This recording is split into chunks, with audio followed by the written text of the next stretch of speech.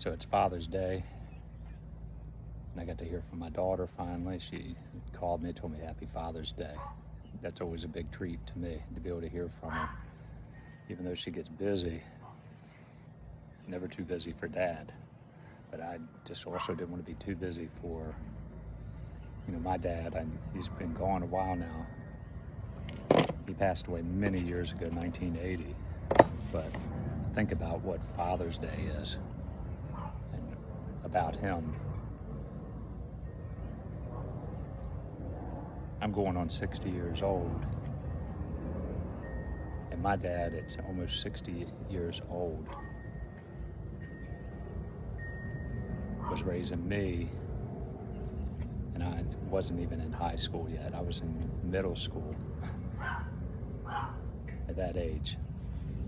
Basically, my dad was old enough to be my grandfather and had the responsibility of kids at that age, and willfully he adopted us, and he never regretted it. My dad was like a hero to me. I seen the man go to work every day. He never lived long enough to even enjoy his retirement. I went to work every day. Got sick. But I think about the happy times. 1970s was the time of my childhood where, man, those were happy times. I could think about so many times with my pops where, I have to think of Christmas time when I think of Christmas time. Christmas time, I remember he turned into the biggest kid out of all of us. Either it was the time where he was dressing up like Santa Claus, went to the neighbor's house, and us little kids, we went down there, and he was playing Santa Claus. My older brother figured it out, but I didn't. And he would always be the first one to open our toys. We never slept. Well, not open our toys, to wrap our toys or play with them, but we never slept till the next day to get our Christmas gifts. We were always up at like 3 o'clock in the morning. So he never had the patience to wake us up the next day. We would end up waking up 3 o'clock in the morning half the time. I remember once I had this pinball machine, and I could hear him in there playing it before we ever got up, with this little kid's pinball machine that he was playing with in there, goofing around with it before we ever got up to open our gifts. He turned into the biggest kid at Christmas time, and it was such a treat. I still remember that. Some of the other memories I have of him, he worked over at the base, so he was retired Navy, but he worked over at Little Creek at North, and he had some guys that were friends of his that could make all sorts of things too. And my brother was into skateboard, and I was into skateboard back then, and one of the things he would do is he made us these really nice wood boards. We went to Mount Trashmore back then when you could actually skate on it. My brother was real good at skating. We had a ramp in our backyard, but we had these really cool long boards that he made for us. He even made one out of steel for us that we could put our trucks on. Another real cool thing he did, I got right here. So this is the car that won the Soapbox Derby. There's no amount of money I would take for this. This right here, I was supposed to make most of it. My dad did a lot of it. I hate to say it, but this thing right here, I treasure it. This was some of my friends in the Scouts. That's 1975. This is my box with all my treasures in it. This is from my scouting uniform. This is the 373. That was the name of our group with the Scouts. This is what's left of my trophy. I don't know what happened to the rest of it.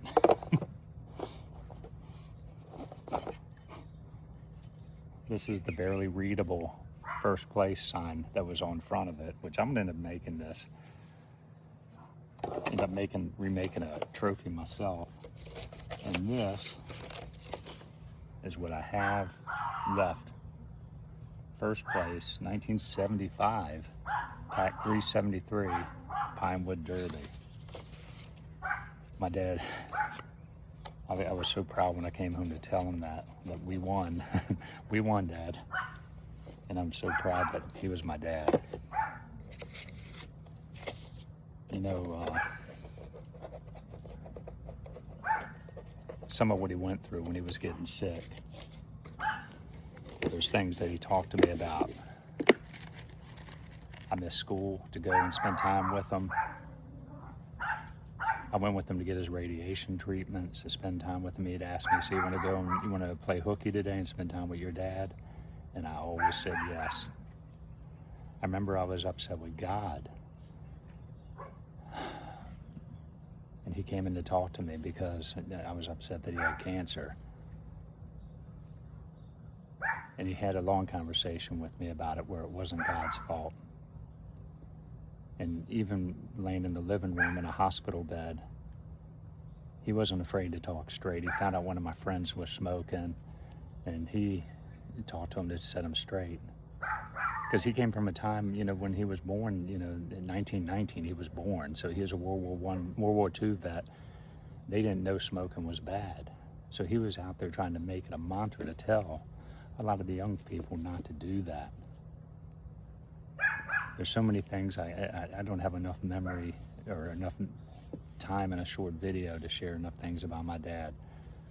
You know, everything from taking us to get pizza at Mama's Kitchen when we were growing up on pizza night. That was like a treat once a week. Him taking me and my brothers to actually work with him and hang out at work with him, that was a huge treat. I mean, how many times did somebody get to go to work with their parents or their mom or dad? And that was really nice. I do have a regret, and one of my regrets is we always used to watch boxing together. I can remember numerous times watching boxing with my dad. I watched a lot of the Ali fights on every fight, and I would watch Ali, Frazier, all the big fights that was happening. We would always watch them together in the living room. I was only a little kid. You know, I was 10 years old watching the fights with my dad. His favorite fighter was Marciano.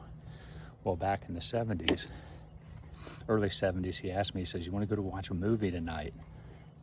And it was over at the base. He used to go watch movies over there for probably 50 cents.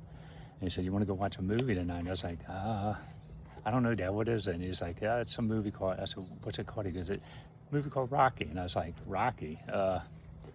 I don't know if I want to go tonight, Dad, okay? And the rest is history. I was getting ready to go see Rocky 1 with my dad, and I missed seeing that. I always regretted that, but that's okay. You got plenty of things I don't. And I love him.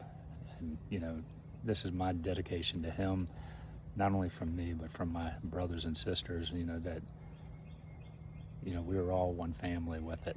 And it's important to know there was a lot of kids that came into our house, and my mom and dad were both foster parents. We had a lot of kids come through our doors, and I was blessed to be adopted. I hit the lot. In fact, I didn't hit a lottery. God had my family picked out, and I'll always be thankful that, you know, for my father. What a wonderful example, you know, that he was. God bless you, Pomps. Love you, Dad. And happy Father's Day.